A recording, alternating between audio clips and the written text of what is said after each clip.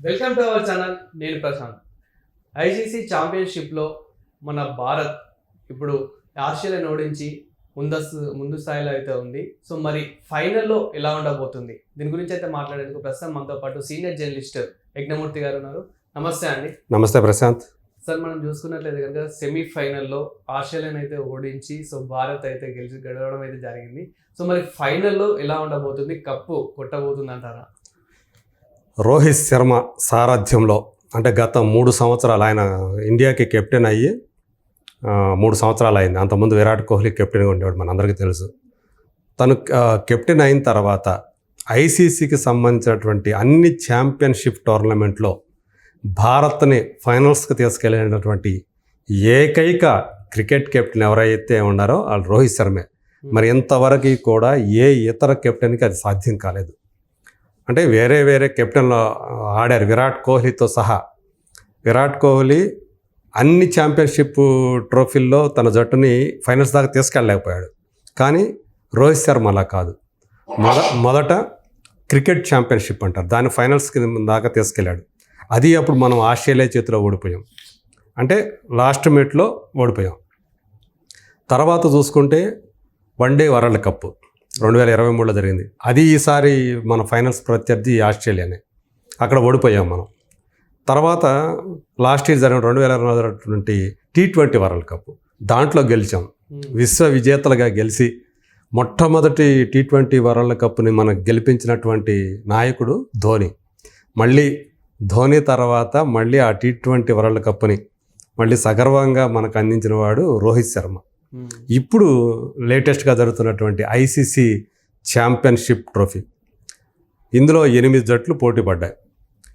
దురదృష్టవశాత్తు వెస్టిండీస్ లాంటి ఒకప్పుడు ఎలాంటి జట్టు వెస్టిండీస్, మొదటి 3 వన్డే వరల్డ్ కప్లను గెలిచినటువంటి జట్టు అది ఈ ఛాంపియన్షిప్కి అర్హత సాధించలేకపోయింది అది. సో అలా అది పక్కకు తప్పుకోవాల్సి వచ్చింది. ఆఫ్ఘనిస్తాన్ అంటే ఒక చిన్న ఈ మధ్య కాలంలోనే ఇంటర్నేషనల్ క్రికెట్లోకి వచ్చినటువంటి ఆఫ్ఘనిస్తాను సాధించగలిగినటువంటి అర్హత సాధించగలిగితే వెస్టిండీస్ సాధించలేక తప్పుకోవాల్సి వచ్చింది. ఈ టోర్నమెంట్లో పాల్గొనలేదు అది. 8 జట్లు పోటీ పడితే 2 గ్రూపులుగా విభజిస్తే ఈ రెండు గ్రూపుల్లో మనది ఏ గ్రూపు, మనతో పాటు పాకిస్తాను, అలాగే న్యూజిలాండు, ఇంకొకటి బంగ్లాదేశ్. మనం ఆడినటువంటి అంటే గ్రూప్ స్టేజ్లో ఆడినటువంటి 3 మ్యాచ్లో కూడా 3 జట్ల మీద గెలిచి టాప్లో నిలిచి గ్రూప్లో అగ్రస్థానంలో నిలిచి సగర్వంగా సెమీఫైనల్లో అడుగుపెట్టింది. ఆస్ట్రేలియాకి వచ్చేటప్పటికి 3 మ్యాచ్ల్లో ఒక మ్యాచ్ గెలిచింది, 2 మ్యాచ్లు వర్షం వల్ల ఆగిపోవాల్సి వచ్చింది మధ్యలో. అందువల్ల ఫలితం తేలకుండానే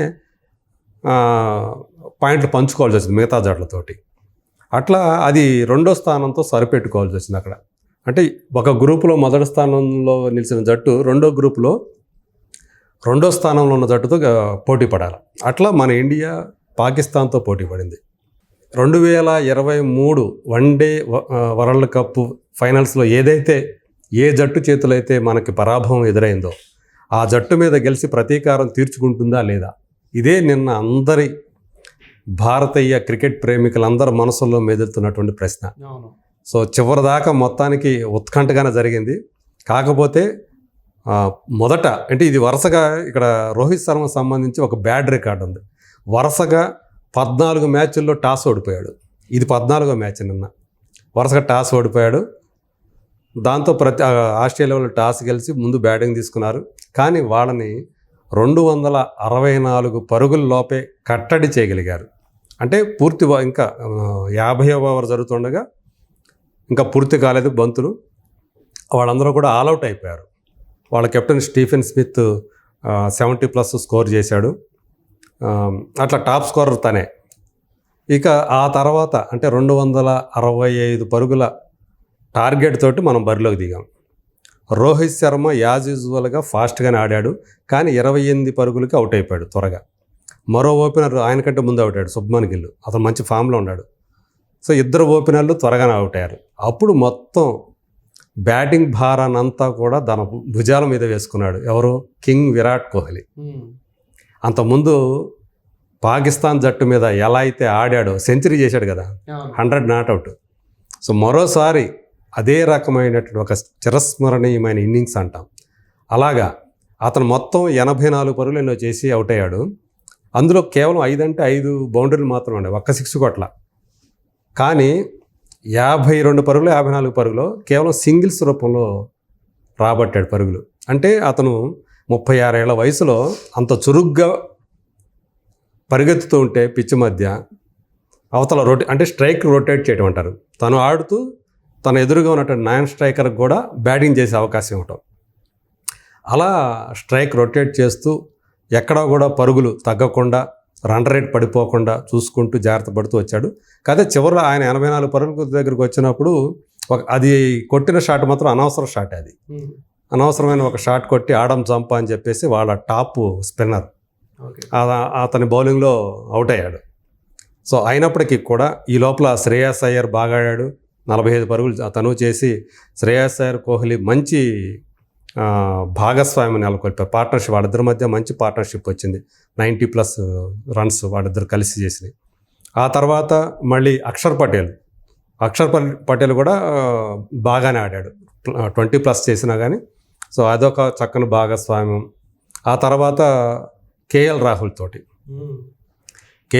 చివరిదాకా ఉండి ఇండియాని గెలిపించాడని చెప్పాలి. లాస్ట్ విన్నింగ్ షాట్ తనే కొట్టాడు. విరాట్ కోహ్లీ అవుట్ అయిపోయిన తర్వాత హార్దిక్ పాండ్యా వచ్చాడు. మొదట కొద్ది బంతులు వదిలేశాడు. రన్ రేట్ ఏమో పెరిగిపోతూ ఉంది, బాల్స్ తగ్గుతూనే, చేయాల్సిన పరుగులు ఎక్కువ అవుతున్నాయి. ఆ టైంలో 3 సిక్స్లు కొట్టాడు హార్దిక్ పాండ్యా. దాంతో మళ్ళీ మనకు ఊపిరి వచ్చింది. అమ్మ, ఒక ఒత్తిడి తగ్గింది, ప్రెజర్ తగ్గిపోయింది. సో చివర ఇంకా కొద్ది పరుగులు 5-6 పరుగులు ఉండగా తను మళ్ళీ ఇంకో 6 కోసం ప్రయత్నం చేసి అవుట్ అయిపోయాడు. మిడాన్లో క్యాచ్ పట్టేశారు, లాంగాన్లో క్యాచ్ పట్టారు. ఆ తర్వాత చివరిలో జడేజా వచ్చాడు. జడేజా అంటే ఆయనకి ఎక్కువ అవకాశం రాదు బ్యాటింగ్ చేయడానికి. మన లాస్ట్లో ఒక విన్నింగ్ షాట్ 48వ ఓవర్లోనే, 49వ ఓవర్, 49వ ఓవర్ ఒక్క బంతే వేసింది. ఇంకా 11 బంతులు మిగిలి ఉండగా మొత్తానికి పూర్తి చేశారు. 267 పరుగులు చేశారు. అప్పటికి 6 వికెట్లు పడిపోయాయి. అంటే 4 వికెట్ల తేడాతో ఇండియా గెలిచింది. ఆస్ట్రేలియా మీద ప్రతీకారం తీర్చుకుంది. 2023 ఓటమికి ఇప్పుడు సగర్వంగా ఫైనల్స్లోకి అడుగుపెట్టింది. ఈ సందర్భంగా రోహిత్కి సంబంధించి మరికొన్ని రికార్డు కూడా నేను ఆల్రెడీ చెప్పాను. 4 ఐసీసీ టోర్నమెంట్లో ఫైనల్స్ తీసుకొచ్చినటువంటి ఏకైక ఇండియన్ కెప్టెన్ అని. అలాగే తను ఈ 28 పరుగులు చేయటంలో మళ్ళీ ఒక 6 కొట్టాడు. ఆ 6 కొట్టడం ద్వారా ఈ ఐసీసీ ట్రోఫీల్లో వరల్డ్లోనే అత్యధిక సిక్సర్లు సాధించినటువంటి క్రికెటర్గా కూడా ఇంకో రికార్డు, ప్రపంచ రికార్డు సృష్టించాడు. సో అలా అంటే ఒక్కొక్క గేమ్కి ఒక్కొక్క రికార్డు సృష్టిస్తున్నాడు. ఈయన అంతే, విరాట్ కోహ్లీ అంతే. సో విరాట్ కోహ్లీ కూడా ఇప్పుడు ఎన్నో రికార్డులు ఆయన జాబితాలో వస్తూ ఉన్నాయి. ఇప్పుడు ఈరోజు 2వ సెమీఫైనల్ జరగబోతోంది, New Zealand versus south Africa. New Zealand ఏమో మన గ్రూప్లో, ఇండియా గ్రూప్ ఉన్న గ్రూప్లోనే ఉంది, అది 2nd ప్లేస్లో ఉంది. అవతలేమో సౌత్ ఆఫ్రికా, వాళ్ళు బి గ్రూప్లో టాపర్ వాళ్ళు. సో వాళ్ళిద్దరూ ఈరోజు పోటీ పడబోతున్నారు ఈ సెమీఫైనల్స్లో. ఏ జట్టు గెలిస్తే ఆ జట్టుతో రేపు వచ్చే ఆదివారం మహాసంగ్రామం జరగబోతుంది ఫైనల్స్. సో దాంట్లో ఎవరు వచ్చినా, న్యూజిలాండ్ వచ్చినా, ఎందుకంటే ఆస్ట్రేలియా మీద గెలిచినటువంటి ఒక ఉత్సాహం ఉంటుంది కదా, అది ఎంత ఎనర్జీని ఇస్తుందో చెప్పలేము. ఆ ఎనర్జీతోటి సౌత్ ఆఫ్రికా అయినా పర్వాలేదు, న్యూజిలాండ్ అయినా పర్వాలేదు. ఆల్రెడీ న్యూజిలాండ్ మనం గెలిచాం. మన చివరి లీగ్ మ్యాచ్ న్యూజిలాండ్తోనే ఆడి సెమీఫైనల్స్లోకి వచ్చాం మనం. అంటే అంతకుముందే సెమీఫైనల్స్ ఖాయమైంది మనకి. గ్రూప్లో టాపర్గా ఉంటామా లేదా, మనమా న్యూజిలాండ్ టాపర్ అనే దాంట్లో న్యూజిలాండ్ మనం కొట్టేసి టాప్ ప్లేస్లో నిలిచాం గ్రూప్లో. సో కాబట్టి ఒకసారి ఆల్రెడీ మనం గెలిచాం కాబట్టి మనకి మెంటల్గా కూడా అది మనకి ఒక పై చేయి ఉన్నట్లే. సో ఎవరు వచ్చినా మనకేం దిగులు లేదు, గెలుస్తామన్నటువంటి ధీమా అందరిలో కూడా ఉంది. సో రోహిత్ శర్మ బౌలర్ని ఉపయోగించుకుంటున్న తీరు, అవతల వాళ్ళని వికెట్లను పడగొట్టిస్తున్న తీరు, అవి చూస్తూ ఉంటే నిజంగా నాయకుడు అంటే గొప్ప లీడర్లలో ఇండియన్ క్రికెట్కి లభించినటువంటి గొప్ప లీడర్లో ఒకటిగా ఇప్పటికే రోహిత్ శర్మ నీరాజనాలు అందుకుంటూ ఉన్నాడు. ఆయన మీద ఎవరు ఎంత బాడీ షేమింగ్ కామెంట్లు చేసినప్పటికీ కూడా ఏమీ నా దగ్గర పని చేయవు అని చెప్పేసి మరోసారి ఈ మ్యాచ్తో టాస్ మళ్ళీ ఓడిపోయినప్పటికీ కూడా ఎన్నిసార్లు టాస్ ఓడిపోతున్నాడు అయినా కానీ జట్టుని మాత్రం విజయవంతంగా ముందుకు నడిపిస్తున్నాడు, మ్యాచ్ను గెలిపిస్తున్నాడు. అలాగే రేపు ఫైనల్స్లో కూడా ఆదివారం జరిగే ఫైనల్స్లో ఖచ్చితంగా గెలిచి ఈ ఐసీసీ ఛాంపియన్ ట్రోఫీని మన చేతికి ఇస్తాడని చెప్పేసి అందరూ కూడా నమ్ముతున్నారు, మనము నమ్ముతాం. యా, మరి మీరేమనుకుంటున్నారు? మన భారత్ గెలవాలనే కోరుకుందాము. సో మీరు కూడా ఈ మ్యాచ్ గురించి ఏమనుకుంటున్నారు, ఫైనల్ మ్యాచ్ గురించి అయితే కామెంట్ చేయండి. So thank you sir. Thank you.